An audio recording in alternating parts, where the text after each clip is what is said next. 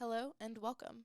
My name is Michelle Arrigo, a physics student at Susquehanna University, and in this poster titled Developing Computational Models for Exoplanet Visibility and Luminosity in MATLAB, I'll be discussing the astrodynamic mechanisms by which exoplanets, or planets outside our solar system, orbit host stars, and how we can predict these exoplanets' visibility and luminosity based on how many zones we divide them into.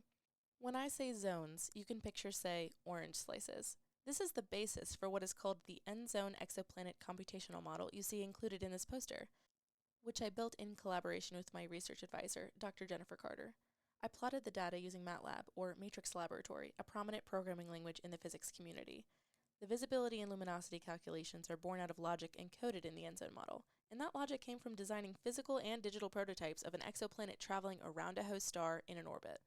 The origin of this concept is rudimentary. Can we see a zone at this phase angle or not? Which zones are visible over time? Is there a pattern we can code? The answer to the latter question is, well, yes.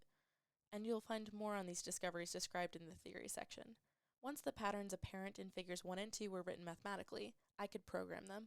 Figures 3 and 4 are plots of visibility over time through one complete circular orbit of an exoplanet, and they vary by the number of zones the planet is divided into. The left column of plots in green corresponds to our green 3-zone exoplanet in figure 1, and the orange plots on the right conversely reflect the outputs of a 4-zone exoplanet. While you're surveying the results section, take note of the discontinuity in zone 2 when it's partially visible, seen in our zone luminosity over time in figure 5, which consequently affected our total luminosity over time in figure 7. Moving forward with advancements to the program's logic, clarity, and even user-friendliness, the code will soon be ready for model testing against the conventional exoplanet models we see in textbooks today.